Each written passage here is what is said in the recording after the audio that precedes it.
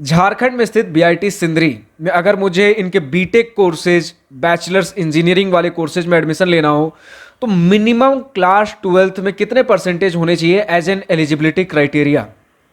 So hi, this is Prabhat Ranjan. स्वागत करता हूं हमारे आज की इस नई यूट्यूब वीडियो में, जिसमें यही टॉपिक प्रॉपर डिटेल में कवर करेंगे भैया, क्योंकि इसको लेकर काफ़ी ज़्यादा कुछ कन्फ्यूजन चल रहा है।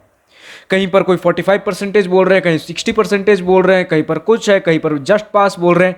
पूरा सिनेरियो क्या है और क्या क्या सब्जेक्ट हमारे पास मैंडेटरीली क्लास 12th में होने चाहिए, चलिए आज की इस वीडियो में बात करते हैं। सबसे पहले भैया 60% का क्या कंफ्यूजन है, तो 60% पहले बता दूं, नहीं, ये हमारा एलिजिबिलिटी क्राइटेरिया नहीं है। आपके बीटेक वाले, बैचलर्स वाले कोर्सेज को लेकर अगर इंजीनियरिंग में एडमिशन लेना हो बीआईटी सिंदरी में, तो 60% का एलिजिबिलिटी क्राइटेरिया बीआईटी सिंदरी में इनके एमटेक कोर्सेज को लेकर, इंजीनियरिंग के मास्टर्स वाले कोर्सेज इनके लिए है। लेकिन अगर बात कर ले बैचलर्स वाले कोर्सेज बीटेक के लिए, तो यहां पर एज सच कोई एलिजिबिलिटी क्राइटेरिया इनके ऑफिशियल वेबसाइट पर लिख नहीं रखा गया है। वहीं पर अगर आप इनके रिसर्च प्रोग्राम्स, इनके 3 सेक्शंस मिलेंगे इनके इस पोर्टल पे, किन किन कोर्सेज में एडमिशन ले रहे हो, आपका बैचलर्स वाला, बीटेक वाले कोर्सेज, रिसर्च वाले कोर्सेज, मास्टर्स वाले कोर्सेज। इसमें देखोगे जहां पर जो रिक्वायरमेंट है, क्लास 12th हो गया या फिर जो भी पर्टिकुलर कोर्सेज हो गए, लाइक एमटेक में अगर आपको एडमिशन लेना है तो आपके बैचलर्स में कितने कुछ सीजीपीए परसेंटेज वगैरह क्या क्राइटेरिया होना चाहिए, सब कुछ लिख रखा गया है। लेकिन आपको बैचलर्स में ऐसा कुछ देखने को नहीं मिलेगा। थोड़ा और पता करने में पता चला कि एज सच कोई रिक्वायरमेंट नहीं है, जस्ट पास अगर हो तो भी चलेगा। लेकिन जस्ट पास का भी यहां एक कुछ मतलब है।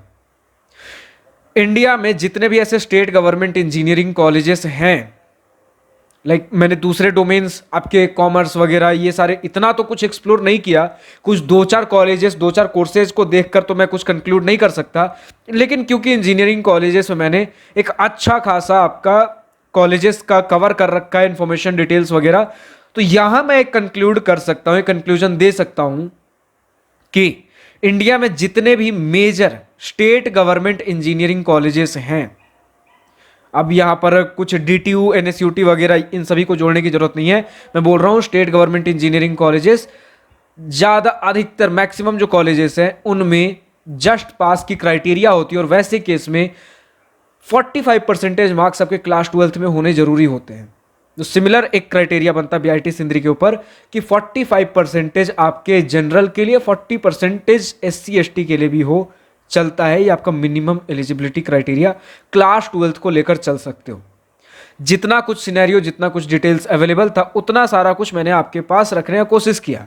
इसी के साथ एक छोटा सा डिटेल और रख लीजिए कि आपके क्लास 12th में फिजिक्स और मैथमेटिक्स एज कंपल्सरी सब्जेक्ट होना चाहिए, और एक और सब्जेक्ट बोल सकते हो केमिस्ट्री, बायोलॉजी, इन दोनों में से कोई एक सब्जेक्ट हो तो भी चलेगा, लेकिन फिजिक्स और मैथमेटिक्स कंपल्सरीली होना चाहिए। ठीक है, चीजें आप समझ गए कि हमारे पास क्या क्या सब्जेक्ट्स कैसे किस प्रकार से होना चाहिए, कितना परसेंटेज। अब 45% यार ऐसा मार्क्स है जो कि यार इतना भी अगर नहीं आया है तो फिर तो यार दिक्कत वाली बात है, कुछ तो सोचने वाली बात है। सिर्फ अगर एक इंजीनियरिंग कॉलेज में एडमिशन लेने के पर्सपेक्टिव से ही नहीं, लेकिन एक क्लास 12th बोर्ड का मार्क्स ऐसा है जो आपके साथ लाइफ लॉन्ग रहने वाला है। हाँ, अगर कोई बहुत बड़ा कॉलेज, बहुत बड़ा पैकेजेस, प्लेसमेंट्स क्रैक कर लेते हो तो फिर इन चीज़ों को कोई नहीं पूछता। लेकिन अगर डिसेंट सी लाइफ जा रही है तो क्लास 12th में कितने परसेंटेज मार्क्स रहे, जगह जगह पर काम आ सकता है। इनफैक्ट आप जब प्लेसमेंट्स के लिए भी बैठोगे, वहां भी 60-70% अगर आपको बीआईटी सिंदरी मिल भी जाता है नॉर्मल से आपके क्लास 12th परसेंटेज पे, तो वहां पे भी प्लेसमेंट्स में जाओगे तो 60-70% का मिनिमम एलिजिबिलिटी क्राइटेरिया रहता ही रहता है प्लेसमेंट्स के लिए क्लास 12th।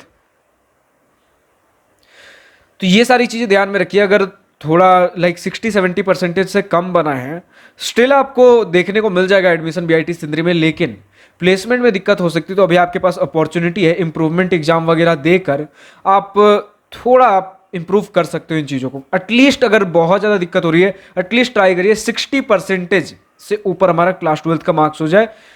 बहुत ज़्यादा तो नहीं, लेकिन ठीक ठाक कंपनीज में आपको बैठने को मिल जाएगा प्लेसमेंट के दौरान भी। बहुत सारी कंपनी 60% भी उनका क्लास 12th में एलिजिबिलिटी क्राइटेरिया होता है, कुछ का 75% होता है, बट 60% से ट्राई करो कि नीचे ना रहे। कॉलेज में एडमिशन मिल जाएगा, लेकिन आगे दिक्कत हो सकती है प्लेसमेंट्स वगैरह के समय में। अभी इस एक साल आप इंप्रूवमेंट एग्जाम दे सकते हो, आगे फिर दोबारा मौका नहीं मिलेगा, चीज़ें और थोड़ी माहौल ख़राब हो सकती है। तो जस्ट एज एन एडवाइस मैं बोलूँगा कि अगर थोड़ा 55 के आसपास बनता है, ट्राई करो इम्प्रूवमेंट एग्जाम देकर थोड़ा सा अपना स्कोर इम्प्रूव कर ले, ताकि आगे कहीं अपॉर्चुनिटीज़ हाथ से जा नहीं रही हो, अपॉर्चुनिटीज़ हमारे पास हों। सो इतना ही था आज की इस वीडियो में। अब अगर सिमिलर कुछ अगर ऐसा टॉपिक, किसी पर्टिकुलर टॉपिक के ऊपर वीडियो चाहिए, कमेंट सेक्शन में लिखकर बता सकते हो। फिलहाल आज की इस वीडियो में इतना ही। लेकिन अगर भैया बहुत कुछ कंफ्यूजन चल रहा है, मुझे आपके साथ बैठकर 1-on-1 बातें करनी है, चीज़ें समझनी है, पूछनी है, वीडियो कॉल पर, गूगल मीट पर बैठकर चीज़ें भैया पूछनी है, तो कैसे पॉसिबल है? तो बिल्कुल पॉसिबल है। हमारा एक मेंटरशिप प्रोग्राम है, दिवास्त्रा मेंटरशिप प्रोग्राम, जिसे मैं ही गाइड करता हूँ आपको। लिंक नीचे डिस्क्रिप्शन में दिया गया है।